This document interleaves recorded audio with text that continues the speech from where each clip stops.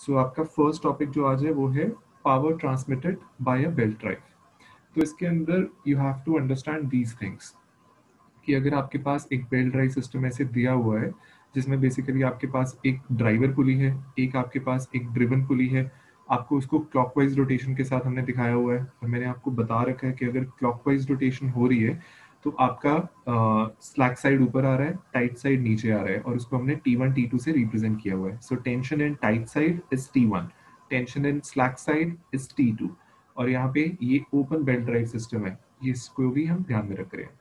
सो यहाँ पे अगर हम अब फोकस करेंगे power transmitted by a belt, तो मैं ज्यादातर फोकस करना चाहूंगा ड्रिवन पुली के ऊपर। So the driving pulley pulls the belt from one side and delivers the same to the other side.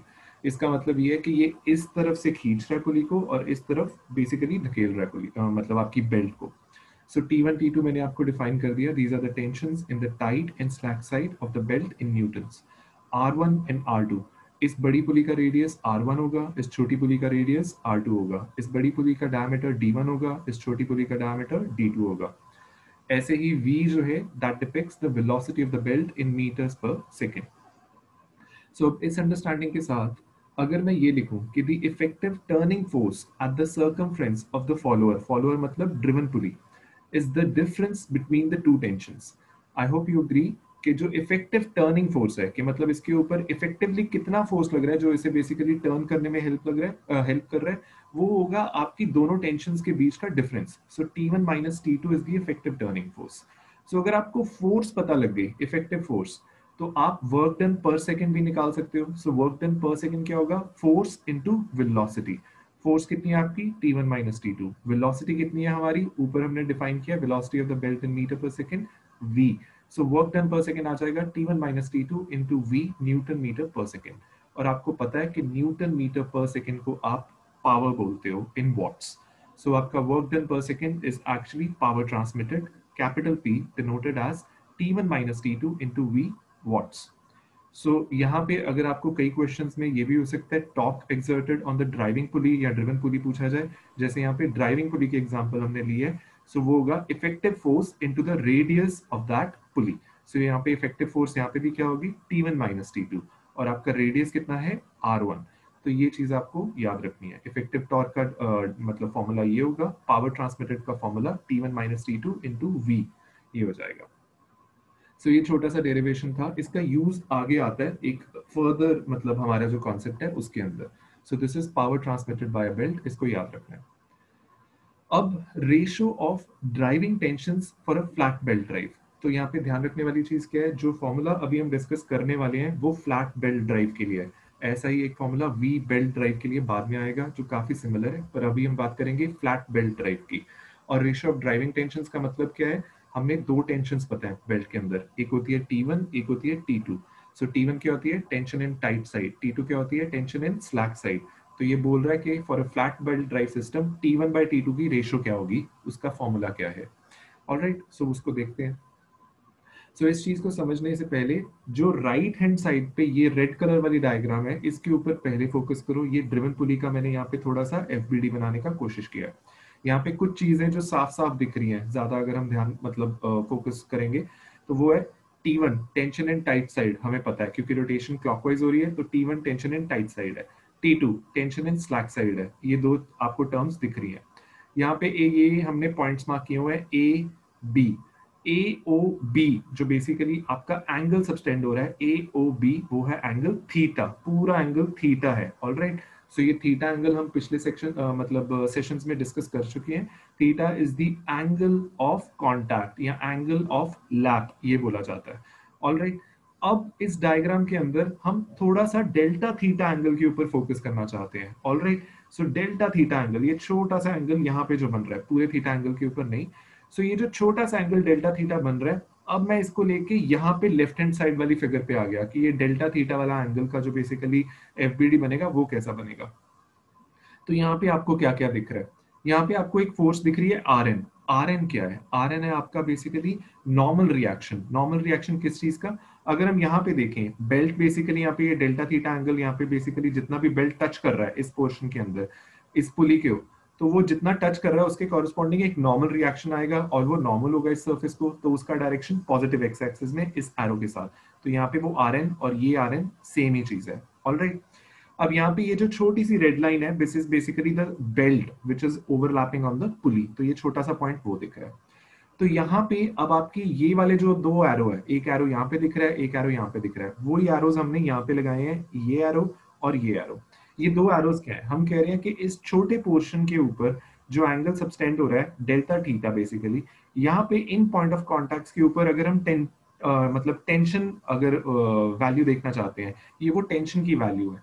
यहाँ पे अब मैं T1 T2 की बात नहीं कर रहा, मैं कह रहा हूँ इस छोटे से पोर्शन के लिए जो बेल्ट के अंदर टेंशन है, इस साइड के ऊपर T है और नीचे वाली साइड के ऊपर T प्लस डेल्टा टी है। ये बात करते हैं क्या है, अभी इनकी डायरेक्शन का सेंस समझने की कोशिश करना। ये टेंशन जितनी भी होगी वो टेंजेंशियल होगी बेसिकली इस यहाँ पे इस पोर्शन को। ऑलराइट, जहां से हम मेजर कर रहे हैं ना, तो ये यहाँ पे टेंजेंट है पुली को बेसिकली। यहाँ पे आप टेंजेंट देख रहे हो, ये एरो और ये एरो टेंजेंट्स है। ऑलराइट, तो यहाँ पे परपेंडिकुलर ड्रॉ करके भी वो चीज हम दिखाने की कोशिश कर रहे हैं। अब बात आती है कि यहाँ पे T लिखा और यहाँ पे T प्लस डेल्टा टी क्यों लिखा, क्योंकि नीचे है आपकी टेंशन इन टाइट साइड और ऊपर है टेंशन इन स्लैक साइड। तो स्लैक साइड का मतलब क्या होता है कि जहां पे टेंशन थोड़ी कम है, और टाइट साइड का मतलब क्या होता है कि जहां पे टेंशन थोड़ी ज्यादा है। सो टेंशन ज्यादा कितने अमाउंट से है हम कह रहे हैं नहीं पता, हम डेल्टा टी बोल रहे हैं उसे। तो अभी हम कह रहे हैं कि टाइट साइड के अंदर आपकी टेंशन जो है, नॉर्मली अगर टेंशन टी है बेल्ट के अंदर, टाइट साइड में डेल्टा टी अमाउंट से ज्यादा है और आपके यहाँ पे स्लैक साइड में सिर्फ टी होगी। और क्या दिख रहा है यहाँ पे अब ये है कि अगर आपको एक नॉर्मल रिएक्शन मिल रहा है, यहाँ पे ये आर एन इस सरफेस के ऊपर जो हमने यहाँ पे भी डिपिक्ट किया हुआ है, आर एन आपका नॉर्मल रिएक्शन है। अगर अब यहाँ पे हम बात करेंगे एक कॉफिशिएंट ऑफ फ्रिक्शन की, कहां से आएगा ये कॉफिशिएंट ऑफ फ्रिक्शन, आपकी बेल्ट जो है वो पुली के ऊपर मतलब टच करती हुई जा रही है ना। सो बेसिकली कांटेक्ट है, सो अगर कांटेक्ट है तो आपका बेसिकली वहां पे फ्रिक्शनल फोर्स भी आएगा और उसका डायरेक्शन हमने ऊपर शो किया है, F is equal to mu R N, F is equal to mu coefficient of friction into the normal reaction. तो ये ऊपर क्यों शो किया है, आपको पता है कि आपका जो फोर्स ऑफ फ्रिक्शन होता है it acts opposite to the motion. तो अगर ये क्लॉकवाइज रोटेट कर रहा है, मतलब ये नीचे जा रही है, यहाँ से ये एरो अगर आप ध्यान से देखो बेल्ट की टेंडेंसी नीचे जाने की है, तो फ्रिक्शनल फोर्स पीछे की डायरेक्शन में लग रहा होगा। Alright, it will be opposing the motion. So that's why F equal to mu R N, ये F यहाँ पे और यहाँ पे सेम चीज है। सो ये इसलिए ऊपर एक्ट कर रहा है। ऑलराइट, आई थिंक यहाँ पे ये सारी टर्म्स क्लियर हो गई होंगी। T1 क्या है, T2 क्या है, T प्लस डेल्टा टी, ये P point, Q point, F and R N. यहाँ तक किसी को कोई डाउट? सर इसकी सेंस कैसे निकाल रहे हो आप T1 T2 की? T1 T2 की सेंस यहाँ पे ये क्लॉकवाइज है। क्लॉकवाइज है तो मैंने काफी मतलब पिछले सेशंस में डिस्कस किया हुआ है ना। अगर ये क्लॉकवाइज है, ड्रिवन आपकी इस साइड जा रही है, ओपन बेल्ट सिस्टम है, आपकी ड्राइविंग भी क्लॉकवाइज जा रही होती। सो बेसिकली आपका स्लैक साइड ऊपर आता है, टाइट साइड नीचे आता है। मेरा जो फर्स्ट सेशन है उसकी वीडियो को एक बार दोबारा सुनना, उसमें ये 10 मिनट का प्रॉपर डिस्कशन किया मैंने। सर एफ जो है सर यहाँ पे, सर ये यहाँ पे आपने कर्व के थ्रू टेंजेंशियल क्यों नहीं निकाला सर, आपने पी क्यू के थ्रू क्यों पास करवा दिया? मैं यहाँ पे निकाल रहा हूँ एक्चुअली एफ को, यहाँ पे ये डायग्राम इनलार्ज करके दिखा रहे हैं, पर ये एफ जो है इस पॉइंट के टेंजेंट ही है बेसिकली। Okay sir. ठीक है, वो मतलब एरोज वहां इधर उधर दिख रहे हैं, पर जब फोर्सेस मतलब ये तो एफबीडी बना रहे हैं ना, रिजॉल्व करेंगे तो सब सही हो जाएगा। Okay sir. ठीक है, तो ये डायग्राम की क्लैरिटी जब हो जाएगी, यहाँ पे अब छोटी छोटी अब चीजें और नोट करने वाली क्या है कि यहाँ पे अगर ये एंगल डेल्टा थीटा है, ये पूरा एंगल, तो यहाँ पे ये डॉटेड लाइन लगाई हुई है, तो ये वाला एंगल अगर मैं यहाँ से अगर एक ये वाला एंगल मार्क करूँ, ये वाला एंगल जो होगा ये कितना होगा, डेल्टा थीटा बाई 2। ये वाला एंगल कितना होगा, डेल्टा थीटा बाई 2। अगर ये एंगल डेल्टा थीटा बाई 2 है जो मैंने ग्रीन में मार्क किया है, यहाँ पे ये एंगल भी डेल्टा थीटा बाई 2 होगा, यहाँ पे नीचे ये एंगल भी डेल्टा थीटा बाई 2 होगा। ये आप रिजॉल्व करके चेक कर सकते हो। सो ये सारी डायग्राम जब क्लियर हो जाती है, तो अब चलते हैं कि बेसिकली एक्चुअली हम करना क्या चाहते हैं। सो यहाँ पे मैंने कहा है कि we need to consider a driven pulley rotating in the clockwise direction. T1 and T2 tension in the belt on the tight and slack side respectively. Theta angle यहाँ पे है, this is the angle of contact in radians। इस बात का ध्यान रखना, numericals के अंदर थीटा को रेडियंस में निकालना है, डिग्रीज में मत करना, क्वेश्चन गलत हो जाता है। सो ये रेडियंस लिखने का स्पेसिफिक पर्पस है। So it is basically the angle subtended by the arc AB along which the belt touches the pulley at the center. So ये AB यहाँ पे बेसिकली ये पूरी आर्क जो बन रही है, बेल्ट इस पोर्शन को टच कर रही है, इसके बाद बेल्ट पुली को टच करना छोड़ देती है, बी के बाद और इधर ए के बाद। ऑलराइट, अब वो वाला डायग्राम मैं वापस ले आया यहाँ पे फॉर मतलब रेफरेंस पर्पसेस। तो यहाँ पे वही जो पीछे हमने डिस्कस की थी कि we need to consider a small portion of the belt PQ subtending an angle delta theta at the center of the pulley. The belt PQ is in equilibrium under the following forces: tension T and T plus delta T in the belt at P and Q respectively. यहाँ पे अब ये हम discuss कर चुके हैं। आपका normal reaction जो बेल्ट के ऊपर लग रहा है वो Rn है, F जो है basically it is mu Rn, resolving the forces horizontally. अगर आप फोर्सेस को हॉरिजॉन्टली रिजॉल्व करोगे, हॉरिजॉन्टल में एक Rn है जो पॉजिटिव एक्स एक्सिस में लग रही है, आपके ये T का और T प्लस डेल्टा T के कंपोनेंट्स होंगे साइन के जो बेसिकली नेगेटिव एक्स एक्सिस में लग रहे होंगे। So that is why we have written Rn, basically ये positive x axis is equal to T plus delta T, इसका कंपोनेंट यहाँ पे जो नेगेटिव एक्स एक्सिस में आ रहा है साइन डेल्टा थीटा बाय 2, ये डेल्टा थीटा बाय 2 एंगल यहाँ पे है हमारे पास, plus T into sine delta theta by 2, ये वाले का नेगेटिव एक्स एक्सिस में साइन का जो कंपोनेंट आ रहा होगा। सो ये रिजॉल्व हमने जब किया, सो यहाँ पे अब हम ये डेल्टा थीटा एंगल हमने ऊपर ही बोला है कि it is a small angle, तो इसको मैं साइन डेल्टा थीटा 2 को सीधा डेल्टा थीटा बाय 2 लिख सकता हूँ। सो अगर इसको यहाँ पे रिप्लेस करोगे ये इक्वेशन ए के अंदर, आप देख सकते हो आपके पास आ जाएगा normal reaction Rn is equal to T into delta theta. So ये एक इक्वेशन बन गई, इसे बोलेंगे इक्वेशन बी। अब we resolve the forces vertically. तो वर्टिकली क्या क्या फोर्सेस लग रही हैं, लिखने से पहले आप ऑब्जर्व भी कर सकते हो। एक लग रहा है आपका ये फ्रिक्शनल फोर्स, दूसरा लग रहा है आपका ये एक T का कॉस वाला कंपोनेंट, एक लग रहा है T प्लस डेल्टा T का कॉस वाला कंपोनेंट।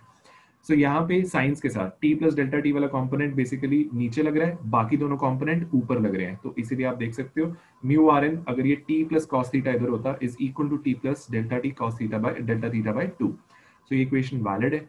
यहाँ पे again delta theta by 2 is considered to be very small, so we put cos delta theta by 2 is equal to 1, और ये चेंजेस इसके अंदर अगर हम पुट करते हैं, सारी टर्म्स को रिप्लेस करें, you get mu Rn is equal to delta T, यहाँ पे डेल्टा T का जो टर्म आ रहा है, so we get Rn is equal to delta T by mu. तो आप देख सकते हो आपके पास एक इक्वेशन बी है जहाँ पे है Rn is equal to T delta theta, एक इक्वेशन डी है जहाँ पे है Rn is equal to delta T by mu. So equation B और इक्वेशन डी को हम इक्वेट कर सकते हैं। सो हमें नेक्स्ट स्लाइड के ऊपर क्या दिखेगा, T delta theta is equal to delta T by mu. So यहाँ पे मैंने इन दोनों को इक्वेट किया, ये जो इक्वेशन मैंने आपको बताई थी T delta theta is equal to delta T by mu, ये हमें मिल गया। सो इसको हम यहाँ पे रीअरेंज करके ये लिख सकते हैं कि delta T by T is equal to mu delta theta. अगर ये हमें पता लग गया तो यहाँ से अब मैं इंटीग्रेट कर सकता हूँ इसे, बेसिकली क्योंकि मेरे पास डेल्टा T है, यहाँ पे थीटा है, और मैं इसके इंटीग्रेट की जब करूंगा तो इंटीग्रेशन की लिमिट्स क्या होंगी, it will be integrated from tension T2, that is tension in the tight side, to tension T1, that is tension in the tension in the slack side से लेके tension in the tight side तक। सो यहाँ पे आप इसे theta को integrate करोगे 0 to theta, तो आपके पास जो फाइनल टर्म आएगी, क्योंकि यहाँ पे ये डेल्टा T बाई T है, आई होप सबको पता होगा इसका integration log to the base E होता है। So log to the base E, T1 by T2 you get mu theta, and T1 by T2 comes out to be E raised to power mu theta. All right, so this is what you get. So ये equation पता होना चाहिए, इसका आगे use होने वाला है। All right, और ये न्यूमेरिकल्स के अंदर कॉमन इक्वेशन है जो आपको, क्योंकि आपको हमेशा एक टेंशन क्वेश्चन में बताई होती है कि tension in the tight side is this much, या maximum tension in the belt is this much, तो आप दूसरी टेंशन को ये इक्वेशन यूज करके इवेलुएट कर लेते हो। So this completes the derivation of ratio of driving tensions for flat belt drive. अब आगे चलते हैं। अब है सेंट्रीफ्यूगल टेंशन। सो सेंट्रीफ्यूगल टेंशन से पहले हमें पता होना चाहिए कि सेंट्रीफ्यूगल फोर्स क्या होती है। ऑलराइट, ये सेंट्रीफ्यूगल टेंशन तब समझ आ जाएगी आपको, क्योंकि अभी मैं एक डायग्राम दिखाऊंगा और मैं कहूंगा कि एक फोर्स लग रही है इस डायरेक्शन के अंदर। सो सेंट्रीफ्यूगल फोर्स एक फिक्टिशियस फोर्स है, एक एपरेंट फोर्स है जो लगती है, ऑलराइट, जो जब आपकी बॉडी एक्सेलरेट कर रही हो। जैसे अगर मैं एग्जांपल लेता हूं, और बॉडी रोटेट कर रही हो, स्पेशली ये यूनिफॉर्म रोटेशनल मोशन के अंदर आपने, I am pretty sure, centripetal acceleration, centrifugal acceleration ये पढ़ी होगी। सेंट्रीपिटल होता है seeking the centre, towards the centre, centrifugal होता है अवे फ्रॉम द सेंटर। जैसे मैं एक छोटा सा एग्जांपल लेता हूं, मैं कहता हूं कि आप कार में हो, आपकी कार अभी मतलब स्टेशनरी पोजीशन पे है, और जैसे आपने देखा कि कार के अगर मैं कहूँ कि ऊपर एक शीशा नहीं लगा होता, रियर व्यू मिरर बोलते हो, जो ड्राइवर के छत के ऊपर लगा होता है बिल्कुल ही, तो वहां से आपने देखा वो खिलौने से भी हम टांगते हैं। मैं कहता हूँ उस खिलौने को इमेजिन करो कि आपने एक थ्रेड से उस शीशे से बेसिकली एक थ्रेड लिया लंबा सा और नीचे एक बॉब अटैच कर दिया, ताकि एक पेंडुलम जैसी सिचुएशन हमने बना ली।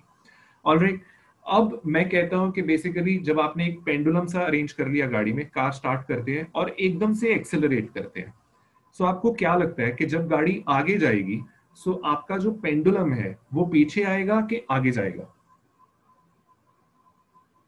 पीछे जाएगा। वो पेंडुलम पीछे जाएगा। ऑलराइट, चाहे गाड़ी आगे जा रही है पर पेंडुलम पीछे जाता है, एक एपरेंट फोर्स उस पर लगती है जो उसको पीछे लेके जाती है। ऑलराइट, क्योंकि गाड़ी ने एक्सेलरेट किया। अब यही कार बेसिकली जब एक यूनिफॉर्म वेलोसिटी पे ट्रैवल कर रही होगी, तब आपका पेंडुलम जो पेंडुलम होगा वो स्टेशनरी हो जाएगा, ना वो आगे जाएगा ना पीछे जाएगा। ऑलराइट, इन आइडियल सिचुएशंस जब आप एक्सेलरेट करोगे या डी एक्सेलरेट करोगे, जैसे एकदम से ब्रेक मारोगे, तो आपका पेंडुलम जो है वो एकदम से आगे आएगा। आप भी तो ऐसे ही होता है ना, जैसे हम एकदम से जब गाड़ी जा रही होती है आगे, एकदम से कुछ आ गया, ब्रेक मारते हो, तो आपकी टेंडेंसी क्या होती है? बॉडी की टेंडेंसी होती है कि वो विंड स्क्रीन की तरफ जाती है, आप एकदम से आगे जाते हो। सो ये एक एपरेंट फोर्स है जो आपकी बॉडी पे लग रही है जब आप एक्सेलरेट कर रहे हो। ऐसे ही मैं कहता हूँ कि समझ लो एक सर्कुलर ट्रैक है, अब आप कार उसके ऊपर चला रहे हो, और मैं कहता हूँ बड़े शार्प टर्न्स आ रहे हैं इसके अंदर। सो अगर मैं आपसे कहूँ कि अगर मैं यही पेंडुलम वाली गाड़ी जब इस ट्रैक के ऊपर चला रहा हूँ, लेट्स अज्यूम मैं एंटी क्लॉकवाइज, ये ट्रैक है बेसिकली, इसका रोटेशन, हमारी कार का रोटेशन जो होगा हम सर्कुलर ट्रैक पे जो चला रहे हैं, सो मैं अगर शार्प लेफ्ट टर्न मारता हूँ, तो आपका जो पेंडुलम है इसकी टेंडेंसी क्या होगी? ये राइट को जाएगा कि लेफ्ट को जाएगा?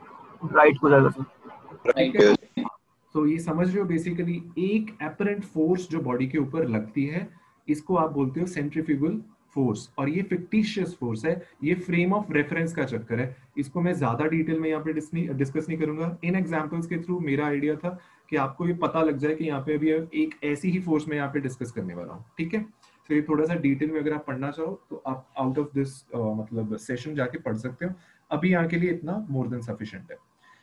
सो ऐसे ही अब आपकी बेल्ट जो है, अगर आप ध्यान से देखो, वो बेल्ट आपकी पुली के ऊपर रोटेट कर रही है, और आपको पता है कि जब बेसिकली कोई चीज रोटेट कर रही है तो वहां पे उसकी rate of change of velocity हो रहा है। Rate of change of velocity के कारण आपकी एक एक्सेलरेशन जनरेट हो रही है, और जैसे ही एक्सेलरेट कर रही है तो एक सेंट्रीफ्यूगल फोर्स एक्ट करेगी उसके ऊपर, और ये परपेंडिकुलर टू द मोशन होगी एट दैट गिवन इंस्टेंट। वो हम देखते हैं कि कहाँ आती है।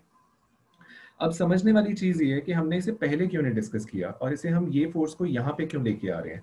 बात यह है कि बेसिकली सेंट्रीफ्यूगल टेंशन आपकी क्या होती है कि इस सेंट्रीफ्यूगल फोर्स के कारण आपकी बेल्ट के अंदर थोड़ा खिंचाव आ जाएगा। मैं आपको डायग्राम दिखा देता हूँ, बेसिकली ये डायग्राम देखो।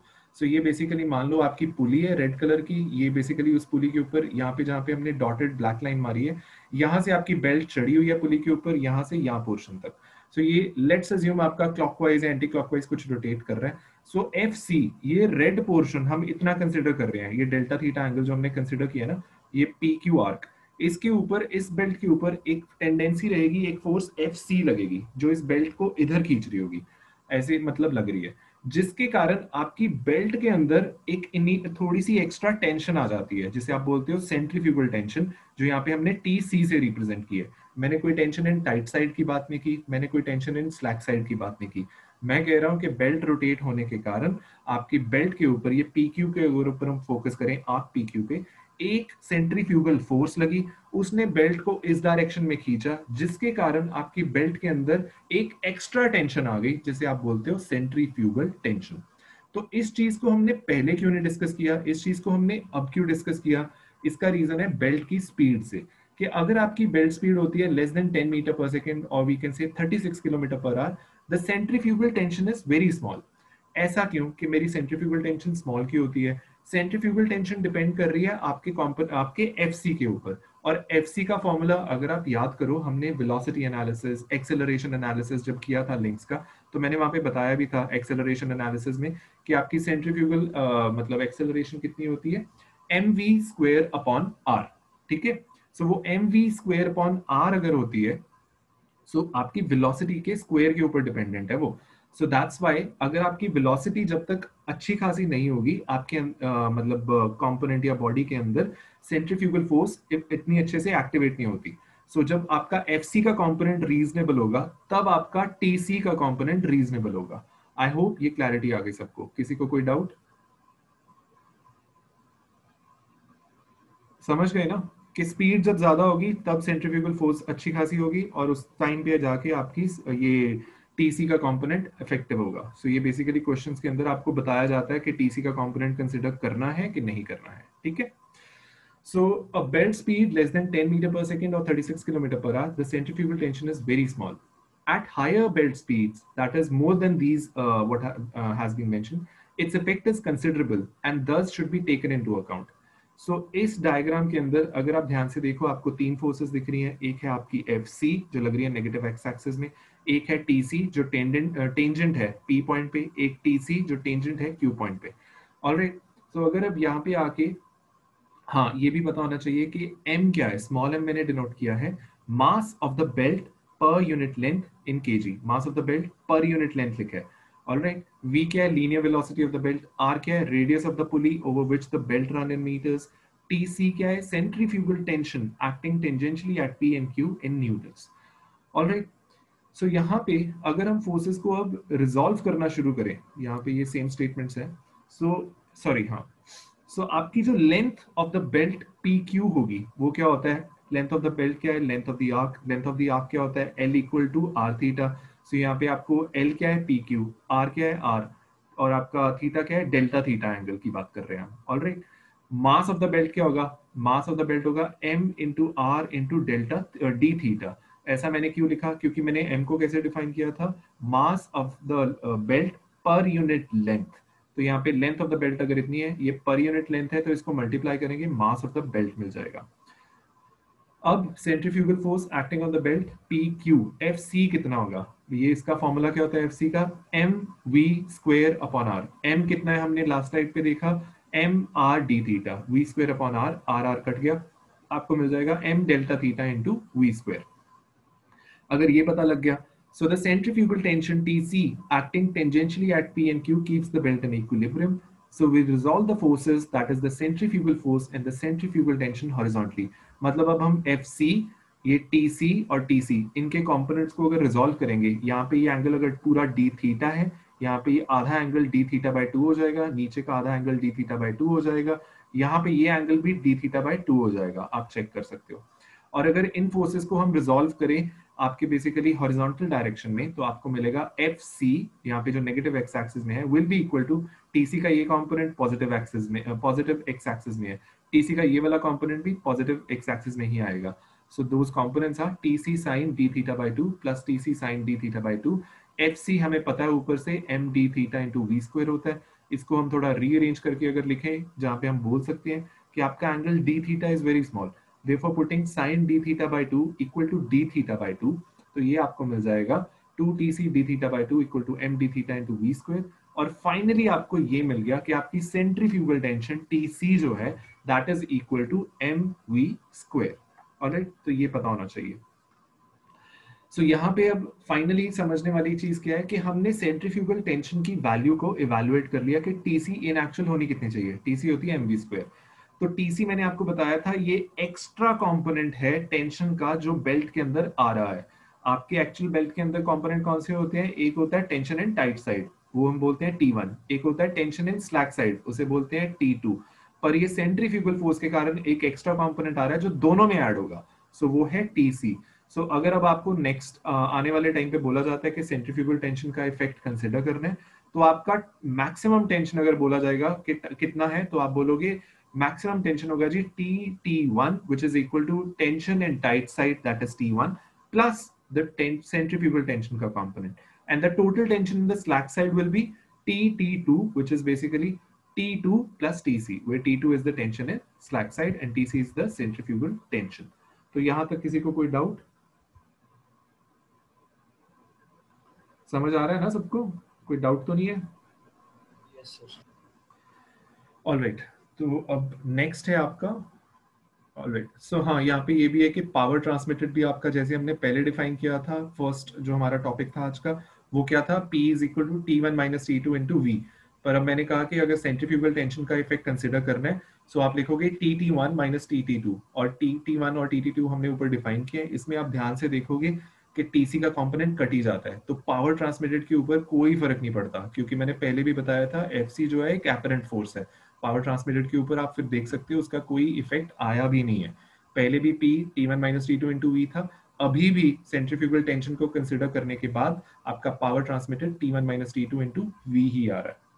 Alright, so with this we go to the next topic, that is what is the maximum tension in the belt, उसके अंदर maximum कितना होगा। So आपका जो maximum tension in the belt is equal to total tension in the tight side belt, of the belt. So maximum tension को मैंने capital T से denote किया है, और आपका जो total tension in the tight side है उसे मैं बोल रहा हूँ TT1, जो हमने अभी डिस्कस किया, that is T subscript 1 plus TC। सो यहाँ पे मैंने कुछ टर्म्स और इंट्रोड्यूस कर दी कि आपका मैक्सिमम सेफ स्ट्रेस कितना है बेल्ट के अंदर, वो होगा सिग्मा न्यूटन पर mm स्क्वायर। आपकी विड्थ ऑफ द बेल्ट कितनी है इन mm, दैट इज B। आपकी थिकनेस ऑफ द बेल्ट कितनी है इन mm, दैट इज T। अब we know that the maximum tension in the belt, capital T, is equal to maximum stress into the cross-sectional area of the belt, that is equal to sigma into B into T. When the centrifugal tension is neglected, then you can write capital T, that is the maximum tension in the belt, equal to T1. All right. And when the centrifugal tension is considered, तो आप capital T को कैसे लिख सकते हो, T1 plus TC. Now ये sir एक बार पीछे करना है, पीछे कर दे रही हूँ।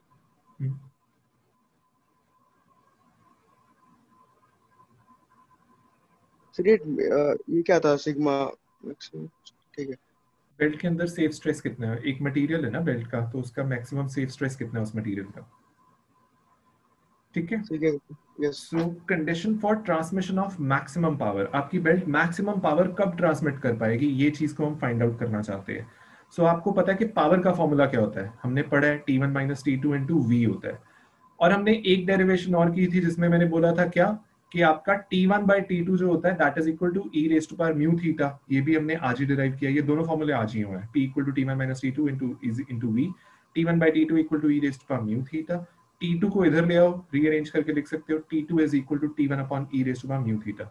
अब इस T2 को यहाँ पे पावर के फॉर्मूला में रिप्लेस कर देते हैं, so we get substituting the value of T2, you get P is equal to T1 minus T1 upon E raised to power mu theta into V, और इसको फाइनली आप लिख सकते हो T1 को कॉमन लेके as T1 into 1 minus 1 upon E raised to power mu theta, और आप 1 माइनस 1 अपॉन, यहाँ पे V भी आएगा यहाँ पे बाहर जो लिखा हुआ है, तो ये 1 minus 1 upon E raised to power mu theta को आप C लिख सकते हो। ऑलराइट, सो आपको पावर मिल गई T1, that is tension in the tight side into velocity V into C, एक कांस्टेंट जो हमने डिफाइन किया which is equal to 1 minus 1 upon E raised to power mu theta, जहां पे म्यू है आपका कोएफिशिएंट ऑफ फ्रिक्शन, थीटा है angle of that lap, और जो एंगल सब्सटेंड कर रही है बेल्ट आपकी पुली के ऊपर।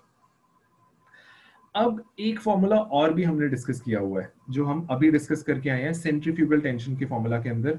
मैंने जहां पे लिखा था T क्या है, कि आपकी total tension that is equal to T1 plus TC, तो इसके अंदर मैंने रीअरेंज करके उस फॉर्मूला को क्या लिख दिया, ये हमने अभी लास्ट स्लाइड पे डिस्कस किया। ये T1 equal to T minus TC जो है ना, ये अगर आप यहाँ पे देखो, अगर किसी को कंफ्यूजन है, ये नीचे लिख के आए हैं, देखो ये TT1 को T लिख रहा हूं मैं, TT1 is equal to T1 plus TC। अब ये मैं बेसिकली TC को इधर ले जाऊं, तो TT1 माइनस TC, और TT1 को T लिख रहा हूं मैं। ऑलराइट, तो यहाँ पे कर दिया, तो हम अभी पावर क्या निकाली है, power equal to T1 into V into C, तो ये इसके अंदर T1 हमने यहाँ पे नीचे ये इवैल्यूएट कर लिया, तो मैं लिख देता हूँ कि ये T1 को रिप्लेस करके T minus TC into V into C, तो मैंने इसको बेसिकली यहाँ पे ऐसे लिख दिया। और मेरे को ये भी पता है, अभी हमने TC भी निकाला है सेंट्रीफ्यूगल टेंशन वाला फॉर्मूला के अंदर, मैंने TC क्या निकाला था, mv स्क्वायर, तो बेसिकली मैं TC को रिप्लेस कर देता हूँ यहाँ पे आके, जैसे ही रिप्लेस करोगे मल्टीप्लाई करोगे आपको एक इक्वेशन मिल गई। अब ये पावर है आपकी टोटल, और ऊपर हमारा वो क्या है, problem statement, that we have to find the condition for transmission of maximum power. तो बेसिकली मैं पावर, मेरे पास ये इक्वेशन आ गई, आपको पता है कि मैं इसको डिफरेंशिएट कर देता हूँ with respect to V and equated to 0। मैं इसको V के साथ डिफरेंशिएट करके 0 से अगर इक्वेट कर दूं तो मुझे कंडीशन फॉर मैक्सिमम पावर मिल जाएगी। सो बेसिकली मैं इसको डिफरेंशिएट करता हूं, dp by dv is equal to 0, और इसको जब इक्वेट करके आप निकालोगे फाइनली आपको मिल जाएगा that T, that is the tension, maximum tension in the belt, is equal to 3 into TC. So ये 3 into TC का मीनिंग क्या बना? इसका मीनिंग ये बना कि when the power transmitted is maximum, 1/3 of the maximum tension is absorbed as centrifugal tension. इसका meaning क्या बना? T is equal to TC. T है आपका maximum tension, TC आपका centrifugal tension. So when the power transmitted is maximum, तो आपका 1/3 of the maximum tension is absorbed as centrifugal tension. और finally what you can do is कि T1 equal to T minus TC है, आप यहाँ पे T को replace कर दो बेसिकली TC को बाय T/3 जो हमने अभी फाइंड किया, तो आप T1 की वैल्यू भी निकाल सकते हो which comes out to be 2T/3. तो इस डेरिवेशन के अंदर किसी को कोई डाउट?